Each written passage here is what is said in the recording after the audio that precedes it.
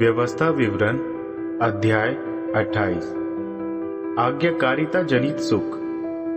अब भविष्य यह होगा कि यदि तुम सावधानी पूर्वक यहोवा अपने परमेश्वर के प्रति आज्ञाकारी रहोगे, जो आदेश मैं आज तुम्हें सौंप रहा हूँ, यहोवा तुम्हारे परमेश्वर तुम्हें पृथ्वी के सारे राष्ट्रों से अति महान बनाए रखेंगे।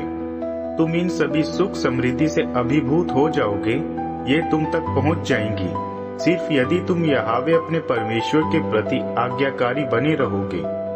यहोवा तुम्हारे नगरों और खेतों को आशीष प्रदान करेंगे। यहोवा तुम्हारे बच्चों को आशीर्वाद देंगे, वे तुम्हारी भूमि की फसल आशीषित होंगी और तुम्हारे जानवरों के बच्चे आशीषित होंगे। आशीषित रहेंगी तुम्हारी टोकरी और तुम्हारा आटा गूंथने का कटोरा। आशीषित रहोगे तुम जब तुम कुछ करो और धन्य रहोगे तुम जब तुम लौटकर आओगे। यहोवा तुम्हारे उठे हुए शत्रुओं को हराने की योजना करेंगे। वे एक मार्ग से तुम पर हमला करने तो आएंगे, मगर तुम्हारे सामने भागते हुए 7 दिशाओं में बिखर जाएंगे। यहोवा तुम्हारे अन्न भंडारों को, तुम्हारे हर एक उपक्रम को और उस देश को जो यहोवा तुम्हारे परमेश्वर तुम्हें प्रदान कर रहे हैं, समृद्धि का आदेश देंगे। यहोवा तुम्हें अपने ही लिए पवित्र प्रजा स्वरूप प्रतिष्ठित करेंगे, जैसी प्रतिज्ञा वह तुमसे खुद कर चुके हैं, यदि तुम यहोवा अपने परमेश्वर के आदेशों का पालन करते हुए उनकी नीतियों का पालन करते रहोगे। परिणाम स्वरूप सारी पृथ्वी के लोग इस बात के गवाह होंगे कि तुम वह प्रजा हो जिसका सम्मान यहोवा के नाम से है। इससे उन पर तुम्हारा आतंक स्थापित हो जाएगा। यहोवा तुम्हारी संतान में, तुम्हारे पशुओं की संतति में और तुम्हारी भूमि के उत्पाद में तुम्हारी समृद्धि को उस देश में जो यहोवा ने तुम्हारे पूर्वजों को देने की प्रतिज्ञा की थी, पूरा करेंगे। यहोवा अपने बड़े भंडार को तुम्हारे लिए उपलब्ध कर देंगे। आकाश अपनी तय ऋतु में भूमि पर वृष्टि करेगा। तुम्हारे सारे काम सफल होंगे और तुम अनेक राष्ट्रों को ऋण दोगे, मगर खुद तुम्हें किसी से ऋण लेने की जरूरत ना होगी। यहोवा तुम्हें सबसे ऊंचा ही बनाए रखेंगे। ऊंच नहीं, तुम ऊंचाई पर ही रहोगे, अधीन कभी नहीं। यदि तुम यहोवा अपने परमेश्वर के आदेशों का पालन करोगे, जो आज मैं तुम्हें सौंप रहा हूँ, कि तुम सावधानी पूर्वक उनका पालन करते रहो, कि तुम इनमें से किसी के मर्म से जरा भी विचलित ना हो और पराये देवताओं की उपासना सेवा में लीन हो जाओ। अनाज्ञाकारिता के लिए शाप। मगर यदि स्थिति यह हो जाए कि आज तुम मेरे द्वारा दिए जा रहे यहोवा तुम्हारे परमेश्वर के आदेशों और नियमों का पालन ना करो, तो ये सारे शाप तुम्हें आ घेरेंगे और तुम पर प्रभावी हो जाएंगे। तुम अपने नगर में शापित होगे, तुम अपने देश में शापित होंगे। शापित होंगी तुम्हारी टोकरी और तुम्हारे गूंथने का पात्र। शापित होंगी तुम्हारी अपनी संतान, तुम्हारी भूमि की उपज, तुम्हारे पशुओं और भेड़ों की वृद्धि।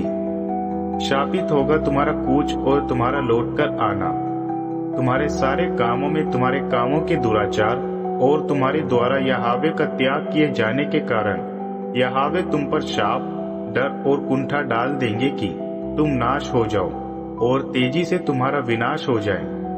यहोवा तुम पर महामारी संबद्ध कर देंगे, जब तक वह तुम्हें उस देश से नाश ना कर दे जिसमें अधिकार करने के लिए तुम उसमें प्रवेश कर रहे हो। यहोवा तुम पर क्षय रोग, बुखार, सूजन, बड़ी जलन और तलवार का प्रहार प्रभावी करेंगे, जब तक तुम मिट न जाओ। तुम्हारे सिर के ऊपर विशाल आकाश कांसे और पांव के नीचे की धरती लोहा हो जाएगी। यहोवा तुम पर बालू और धूल की बारिश करेंगे। ये आकाश से तुम पर ये तब तक बरसते रहेंगे जब तक तुम नाश ना हो जाओ। यहोवा ऐसा करेंगे कि तुम अपने शत्रुओं द्वारा हरा दिए जाओगे। उन पर हमला करने तो तुम एक मार्ग से जाओगे, मगर तुम 7 दिशाओं में पलायन करोगे। सारी पृथ्वी के राज्यों के लिए तुम आतंक का पर्याय हो जाओगे। तुम्हारे शव आकाश के सारे पक्षियों और पृथ्वी के पशुओं का आहार हो जाएंगे और उन्हें खदेड़ने के लिए वहां कोई भी ना रहेगा।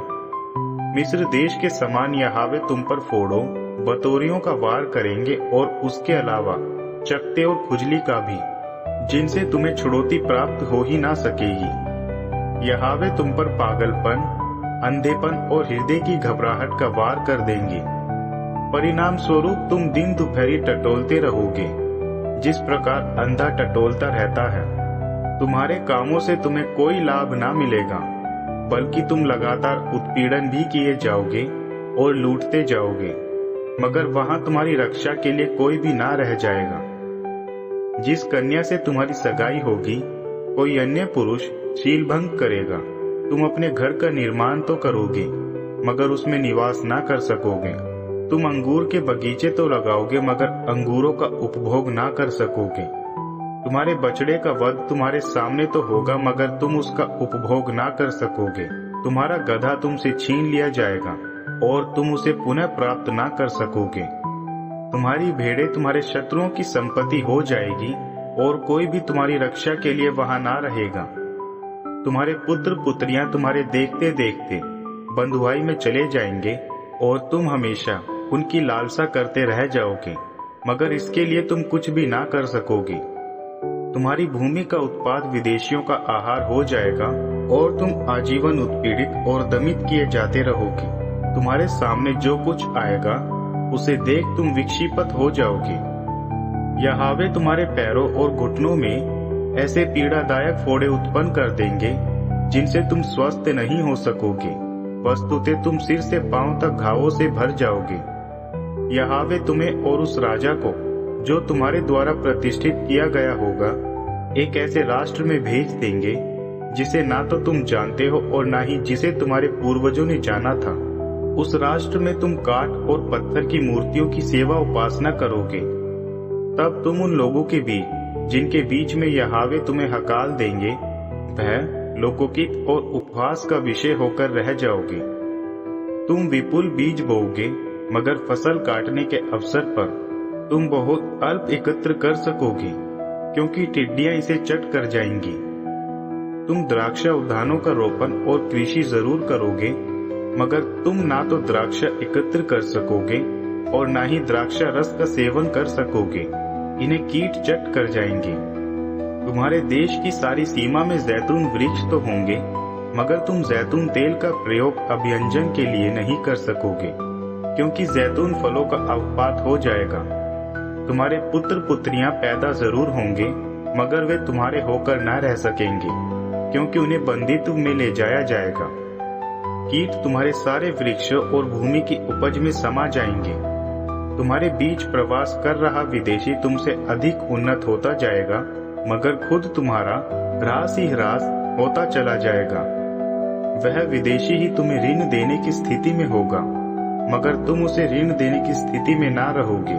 वह तो शीर्ष पर पहुंच जाएगा, मगर तुम निम्नतम स्तर पर रह जाओगे। इस प्रकार ये सारे शाप तुम पर प्रभावी हो जाएंगे, तुम्हारा पीछा करते रहेंगे, तुम्हें पकड़ लेंगे कि तुम पूरी तरह नाश हो जाओ, क्योंकि तुमने यहोवा तुम्हारे परमेश्वर के आदेशों का पालन नहीं किया, उनके अध्यादेशों को पूरा नहीं किया जो खुद उन्हीं ने तुम्हें प्रदान किए हैं। ये शाप तुम्हारे और तुम्हारे वंशजों के लिए चिन्ह और अलौकिक घटनाएं होकर रह जाएंगे, इसलिए कि तुमने इन सारी समृद्धि के लिए यहोवा अपने परमेश्वर की वंदना ना तो सहज भाव में की और ना सच्चे हृदय के साथ। इसलिए तुम यहोवा द्वारा उत्प्रेरित अपने शत्रुओं के सेवक होकर रह जाओगे। जब तुम भूख, प्यास, नंगाई और सब प्रकार के अभाव की स्थिति में रहोगे, यहोवा तुम्हारे परमेश्वर तुम्हारी गर्दन पर लोहे का जुआ तब तक रखे रहेंगे जब तक वह तुम्हें नाश ना कर दे। यहोवा दूरस्थ देश को तुम पर हमला के लिए प्रेरित करेंगे। हाँ, पृथ्वी के छोर से जिस प्रकार गरुड़ झपटता है, वह ऐसा राष्ट्र होगा जिसकी भाषा तुम समझ नहीं पाओगे। वह रौद्र स्वरूप राष्ट्र होगा। उसके हृदय में ना तो वृद्धों के प्रति सम्मान होगा, ना बालकों के प्रति करुणा। इसके अलावा वह राष्ट्र तब तक तुम्हारे पशुओं के बच्चों और भूमि की उपज का उपभोग करता रहेगा जब तक तुम नाश ना हो जाओ। अर्थात वह राष्ट्र तुम्हारे उपभोग के लिए ना तो अन्न छोड़ेगा, ना नया द्राक्षा रस, ना नया तेल, ना तुम्हारे पशुओं की संतति और ना ही भेड़ों के मेमने, जिससे तुम नाश हो ही जाओगे। वह राष्ट्र तुम्हारे सारे नगरों में की घेराबंदी कर लेगा और उसके हमले के परिणाम स्वरूप वे उस पूरे देश में जो तुम्हें यहोवा तुम्हारे परमेश्वर द्वारा प्रदान किया गया था, जिन शहर पनाहों पर तुम्हें पूरा भरोसा रहा था, भंग कर देंगे। शत्रुओं द्वारा की गई घेराबंदी और उसके द्वारा दी गई प्रताड़ना के कारण तुम अपनी निज संतान को खाने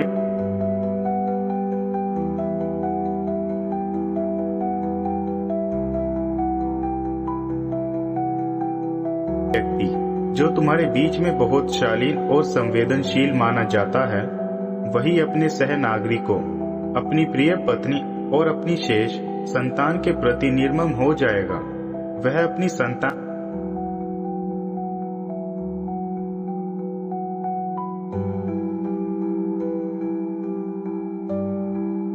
तो तुम्हारे सारे नगरों में तुम पर अत्याचार करते रहे। तुम्हारे बीच वह स्त्री जो बहुत शालीन और सुकुमारी मानी जाती है, जो इतनी परिष्कृत और सुकुमारी है कि वह अपने पांव तक भूमि पर नहीं पड़ने देती, वही अपने प्रिय पति और पुत्र पुत्री के प्रतिकूल हो जाएगी। वह उन्हें ना तो अपने गर्भ की ममता दिखाएगी और ना नवजात शिशु की, क्योंकि शत्रुओं द्वारा घेरे गए तुम्हारे नगर की स्थिति ऐसी शोचनीय हो चुकी होगी कि वह खुद इन्हें छिप छिप कर खाती रहना चाहेगी। यदि तुम इस व्यवस्था में लिखित विधि के सब वचनों का पालन के प्रति सावधान न रहोगी, इस सम्मान्य और उद्दांत नाम यहोवा तुम्हारे परमेश्वर के प्रति श्रद्धा न रखो, तब यहोवा तुम पर और तुम्हारे वंशजों पर अभूतपूर्व महामारियां ले आएंगे। ये महामारियां बहुत पीड़ादायी और स्थायी प्रकृति की और चिरकालिक और दयनीय व्याधियां होंगी। यहोवा तुम्हारे परमेश्वर मिस्र देश पर प्रभावी की गई सारी व्याधियां तुम पर प्रभावी कर देंगे, जो तुम्हारे लिए भयावह बनी हुई थी, वे तुम पर संलग्न हो जाएंगे। यहाँ तक कि वे सारी व्याधियां और वे सारी महामारियां जिनका उल्लेख इस विधान अभिलेख में नहीं किया गया है, यहोवा तुम पर प्रभावी कर देंगे कि तुम्हारा विनाश हो जाए। तब तुम्हारी गिनती कम रह जाएगी, जबकि एक समय तुम ऐसे अनगिनत थे जैसे आकाश के तारे। कारण यह है कि तुम यहोवा तुम्हारे परमेश्वर के प्रति अनाज्ञाकारी हो गए थे। जिस प्रकार एक समय यहोवा की तुष्टि तुम्हारे जनसंख्या के बढ़ने और समृद्धि में थी, उसी प्रकार यहोवा की तुष्टि होगी तुम्हें नाश कर देने और मिटा देने में। तुम जिस देश पर अधिकार करने के उद्देश्य से उसमें प्रवेश कर रहे हो, तुम वहां से निकाल दिए जाओगे। इसके अलावा यहोवा ही तुम्हें हर जगह बिखरा देंगे, पृथ्वी के एक छोर से अन्य छोर तक। वहां तुम पराये देवताओं, पत्थर और लकड़ी के देवताओं के सेवक बन जाओगे। तुम्हारे पूर्वजों से सर्वथा अज्ञात देवताओं के इन जनताओं के बीच निवास करते हुए तुम्हें जरा भी शांति प्राप्त ना होगी। मगर हाँ, वहाँ यहोवा तुम्हें एक चिंतित हृदय प्रदान करेंगे। तुम्हारी दृष्टि क्षीण होती जाएगी और तुम में साहस ना रह जाएगा। तुम हमेशा संशय की स्थिति में रहोगे। तुम दिन में और रात में आतंक से भरे रहोगे। तुम्हारे जीवन का कोई निश्चय ना रह जाएगा। प्रातः तुम विचार करोगे, उत्तम होगा यह प्रातः नहीं संध्या होती। वैसे ही तुम संध्या काल में यह कामना करते रहोगे, उत्तम होता कि यह प्रभात होता। यह उस आतंक के कारण होगा जिसने तुम्हें भर रखा है, उस दृश्य के कारण जो तुम्हारे सामने छाया रहता है। यहोवा जो तुम्हें जलियानों में मिस्र देश में लौटा ले जाएंगे, उस मार्ग से जिसके विषय में मैंने कहा था, अब तुम इसे फिर कभी ना देखोगे। तब तुम वहां खुद को अपने शत्रुओं के सामने पुरुष और स्त्री दास दासी स्वरूप बिकने के लिए प्रस्तुत कर दोगे, मगर तुम्हें वहां कोई खरीदार प्राप्त ना होगा।